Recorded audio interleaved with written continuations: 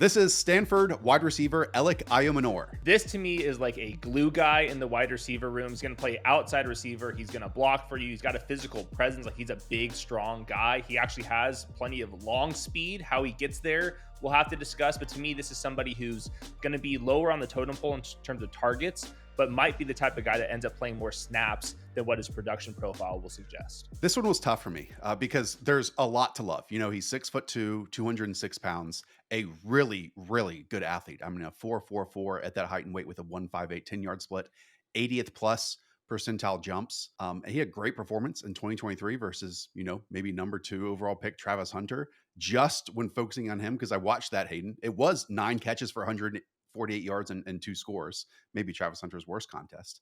For his size, to me, I think there's legit movements in his routes that are quite good. He's a physical blocker, tons of effort. The wide receiver coach is absolutely going to love that. But man, his hands are a massive worry for me. And I'm not talking about his drops. I think he tracks the ball poorly, and he simply didn't have a my ball mentality to rip the football away from cornerbacks. In fact, there were some corners that ripped it away from him.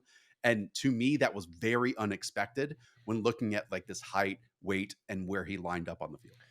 We have the same notes here. The ball skills are very concerning. He claps at the balls on breaking routes. He lets the ball hit his chest when he's going up for jump balls, which is a concern because you have the size and the vertical ability that you're talking about, but he doesn't seem like he plays with it. And then the other thing that was really concerning to me was he's just not an agile mover when trying to make an adjustment in the air. He jumps and he sometimes will be way away from the ball. Some guys will play through his chest too. So it's one of those things where if you're going to be an outside wide receiver, and if it takes a little bit to get up to that full speed, which I thought was the case, you're going to have to do some of the dirty work on the back shoulder fades and stuff in the NFL against press man coverage. And that to me is a projection for right now. He has the athletic ability to do it, but to me, that was something that is very much a work in progress. Yeah, in a weird way, it was the small wide receiver stuff that surprised me and impressed me more than the big wide receiver stuff, despite him being a big wide receiver. Again, for a big guy, I thought he did a nice job of making his break off a single plant. It was firm, the comebacks and the curl routes for that. Lots of speed outs he ran with Stanford. I think because of his size, and it certainly sounds like he's a very intelligent football player. I mean, obviously going to Stanford after being at Deerfield Academy, he's Canadian on top of that. So he was basically recruited twice to enter the US to play football and now over to Stanford.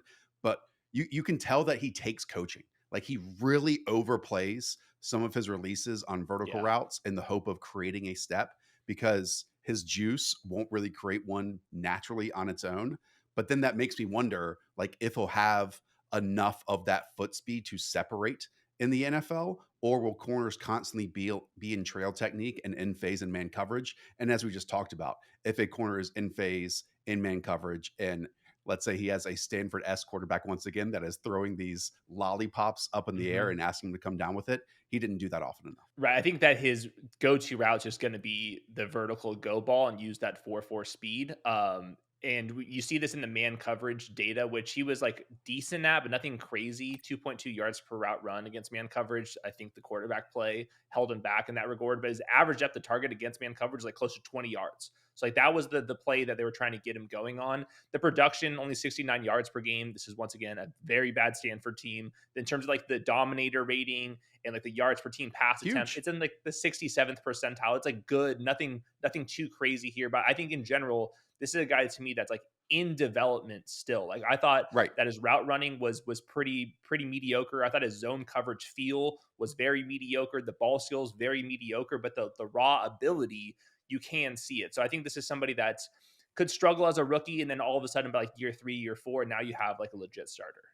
But for someone that loves to block and shows it and really latches on to these defensive backs that he's matched up against and blocks until the whistle, he might be active on game days for that and his special teams ability as the 5th or 6th wide receiver out there. You mentioned Stanford.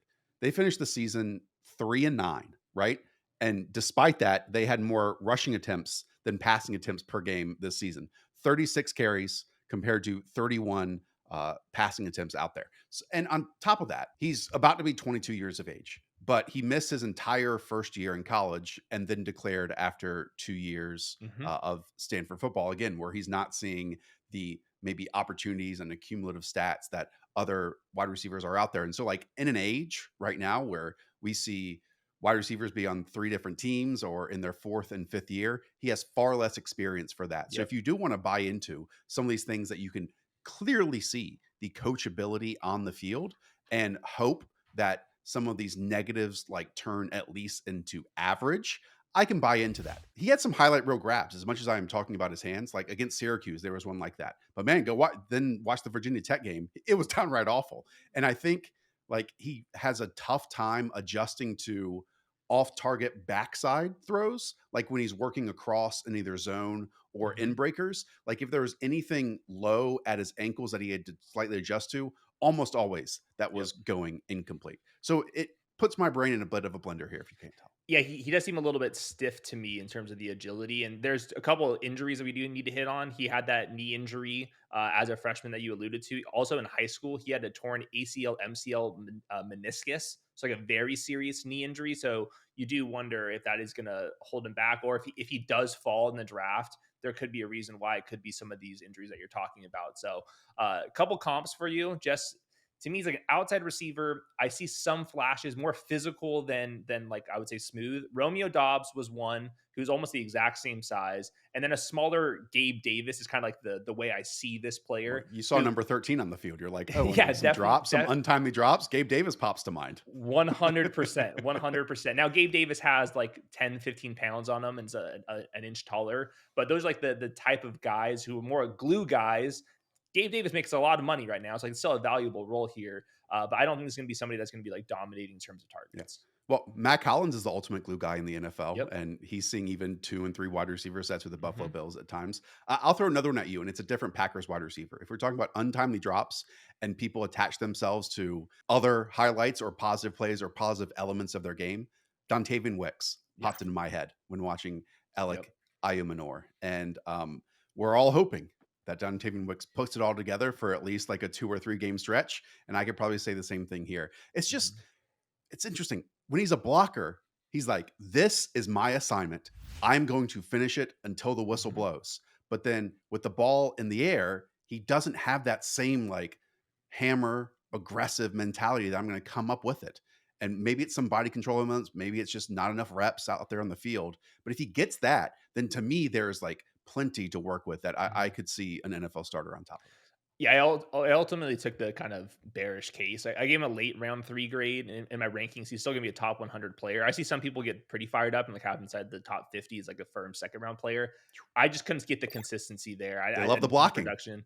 Yeah, blocking is awesome, but I mean, we're talking about a wide receiver blocking here. We're not talking about a left tackle. So yeah, I appreciated his game. I didn't love it, and I think for fantasy, he could be somebody that gets more snaps, but not necessarily like lighting it up in the fantasy box score either. There it is. As you can tell, Hayden and I do not compare notes.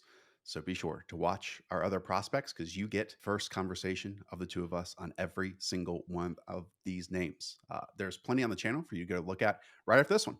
So we see you over there.